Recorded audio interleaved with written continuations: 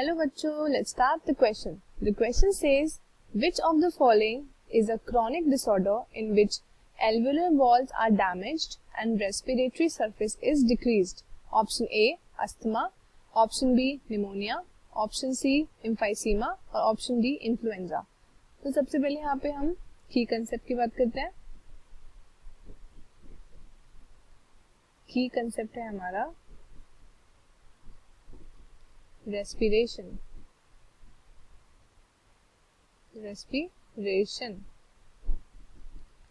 अब ये इसमें कुछ डिजीजेस के नाम है जैसे कि अस्थमा, निमोनिया, एम्फाइसीमा, इन्फ्लुएंजा, इनको पढ़ते हैं.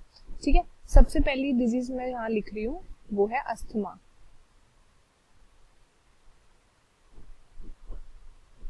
ठीक है, अस्थमा सबसे पहले लिखते हो. अस्थमा, अस्थमा वो कंडीशन है जिसमें एयरवेज आपके नैरो हो जाते हैं और स्वेल हो जाते हैं. ठीक है, कभी कभी क्या होता है उसमें से एक्स्ट्रा म्यूकस भी आने लगता है. तो अस्थमा के बारे में मैं लिखती हूँ, इसमें क्या हो जाता है, एयरवेज आर नैरो. ठीक है, एयरवेज क्या हो जाती है, स्वेल हो जाती है और म्यूकस प्रोड्यूस करती है. ठीक है, म्यूकस प्रोड्यूस करती है. इसमें ना तीन चीजें होती हैं. तीन कौन कौन सी चीजें होती हैं? सबसे पहली एक होती है, उसको हम बोलते हैं ब्रोंकोस पैसन.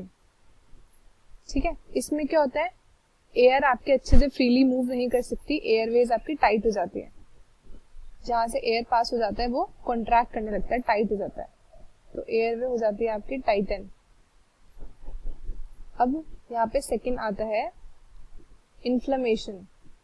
ठीक है, इन्फ्लेमेशन जहां से एयर पास होती है वो वाला पोर्शन आपका क्या हो जाता है, स्वॉलन हो जाता है.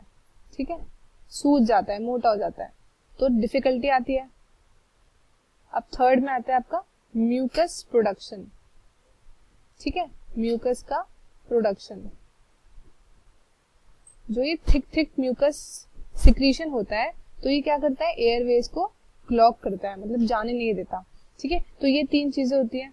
तो एयरवे से जब आपको सांस लेने में दिक्कत आती है तो एक आवाज आती है अस्थमा के पेशेंट्स की. ठीक है, तो उसको हम बोलते हैं वीजिंग साउंड. Wheezing sound. ठीक है, वीजिंग साउंड वाइल ब्रीदिंग.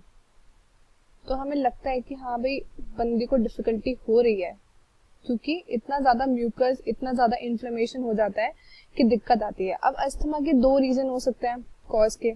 ठीक है, एक तो होगा आपका एलर्जिक रीजन, एलर्जीज होगी बाई चांस. अगर आपको मोल्ड से दिक्कत है, पोलन से दिक्कत है, पेट से दिक्कत है, तो ये सब आपकी एलर्जीज के अंदर आएंगी. ठीक है, अब दूसरी आती है आपकी नॉन एलर्जिक.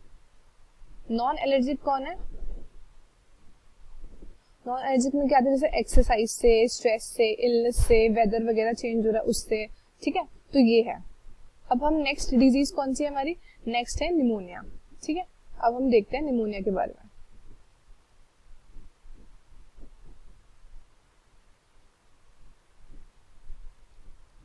ये किससे कॉज होता है, ये इन्फेक्शन कॉज करता है कौन, बैक्टीरिया, वायरस या फिर फंजाई. बैक्टीरिया, वायरस या फिर फंजाई. इसके इन्फ्लेमेशन में क्या होता है, मतलब इसके सिम्टम्स क्या क्या होते हैं. सबसे पहले क्या होता है, इन्फ्लेमेशन होता है एयर सैक्स का. ठीक है, इन्फ्लेमेशन एयर के सैक्स का, लंग्स के जो एयर सैक्स हैं उसमें इन्फ्लेमेशन हो जाता है, जिनको क्या बोलते हैं, एल्वोलाई. ठीक है, एल्वियोलाई. और फिर इसमें क्या हो जाता है, एल्वोलाई में क्या हो जाता है, पस भर जाता है. ठीक है, तो इससे क्या होता है, डिफिकल्टी किसमें होती है, डिफिकल्टी टू ब्रीथ, सांस लेने में दिक्कत होती है. ठीक है, और इसके सिम्टम्स क्या क्या है, डिफिकल्टी टू ब्रीथ होती है, और फिर आपकी जो एयरवेज है वो इन्फ्लेमेशन हो जाता है उसमें. ठीक है, और ये स्प्रेड करते हैं थ्रू स्नीजिंग एंड कफिंग. ठीक है, ये कॉन्टेजियस है और ये स्प्रेड करता है थ्रू स्नीजिंग और कफिंग. ठीक है, अब इसके सिम्टम्स क्या क्या है, सिम्टम्स में सबसे पहला आता है आपको माइल्ड फीवर हो जाएगा. ठीक है, ड्राई कफ जो ज्यादा से ज्यादा 1 हफ्ता चलता है, 1 हफ्ते से ज्यादा चलेगा।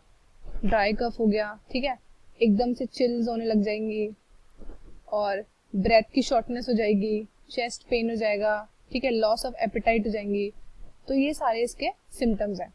अब जो बैक्टीरिया इसको कॉज करता है उसका नाम, तो जो बैक्टीरिया इसको कॉज करता है उसका नाम है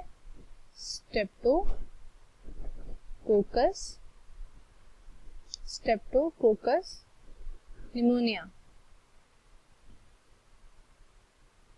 ठीक है, एक तो ये है स्ट्रेप्टोकोकस निमोनिया, ठीक है। दूसरा एक बैक्टीरिया है उसका नाम है हीमोफिलियस इन्फ्लुएंजा, ठीक है, इन्फ्लुएंजा। उसके बाद नेक्स्ट है एक और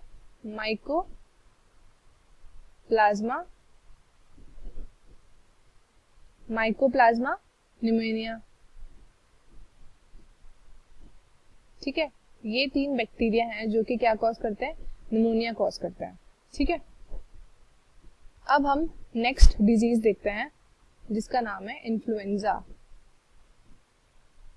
इन्फ्लुएंजा में क्या होता है, ये बेसिकली आपका वायरल इन्फेक्शन है और ये भी आपके रेस्पिरेटरी ट्रैक्ट को इफेक्ट करता है, ठीक है। इसके सिम्टम्स भी ऑलमोस्ट सेम है, जैसे कि आपको फीवर लगेगा, ठीक है, चिल्स आएंगी, स्वेट्स आएंगे और कफ होगी, ठीक है, शॉर्टनेस ऑफ ब्रेथ होगी, टायर्डनेस, वीकनेस, रनी नोज, ठीक है। ये सारे किसके सिम्टम्स है, इसके इन्फ्लुएंजा के। सोर थ्रोट, ठीक है, आई पेन, और बच्चों में एक बड़ी कॉमन चीज है इसमें, वो है आपका वॉमिटिंग एंड डायरिया, ठीक है। वॉमिटिंग एंड जो डायरिया है ये अडल्ट से ज्यादा कॉमन किस में है, ये बच्चों में है बहुत ज्यादा, ठीक है, ये चाइल्ड में है, ठीक है। अब इसमें कौन कौन से वायरस है जो ये कॉज करते हैं वो देख लेते हैं हम, ठीक है। एक वायरस है आपका influenza A, influenza B, influenza C and influenza D, ठीक है। जो इन्फ्लुएंजा ए और बी है ये हर विंटर सीजन में यूएस के एरिया में आता है, ये एक तरीके से एपिडेमिक है, ठीक है, एपिडेमिक। सी का इतना कुछ इफेक्ट नहीं है, ठीक है, ये थोड़ा माइल्ड होता है। और जो डी है ये हमें इफेक्ट नहीं करता, ये कैटल्स को इफेक्ट करता है, ठीक है।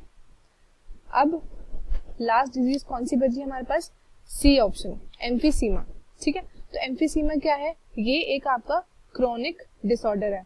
क्या है, क्रोनिक डिसऑर्डर।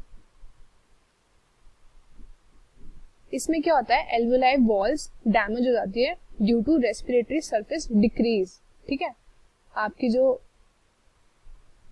एल्वुलर वॉल्स हैं वो क्या हो जाती हैं, डैमेज हो जाती हैं, ठीक है। और जिससे क्या होता है, आपका रेस्पिरेटरी सिस्टम क्या हो जाता है, डिक्रीज हो जाता है, रेस्पिरेटरी सिस्टम डिक्रीज हो जाता है। और मेजरली इसका कॉज क्या है, इसका मोस्ट कॉमन कॉज क्या है, वो है आपका सिगरेट स्मोकिंग, ठीक है, ये इसका मेजर कॉज है,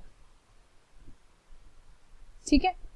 अब बस ये है इसका एक मेजर कॉज कि भाई ज्यादा स्मोकिंग करने से ये सब आपको हो सकता है, ठीक है। तो अब इसका करेक्ट ऑप्शन क्या होगा, आंसर क्या है इसका, क्या पूछा है हमसे, क्रोनिक डिसऑर्डर जिससे एल्वुलाई वॉल्स डैमेज होती है और रेस्पिरेटरी सर्विस डिक्रीज होता है, अभी जैसे हमने पढ़ा।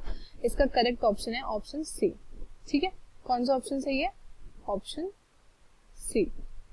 आई होप आपको क्वेश्चन अच्छे से समझ में आया होगा। All the best and thank you.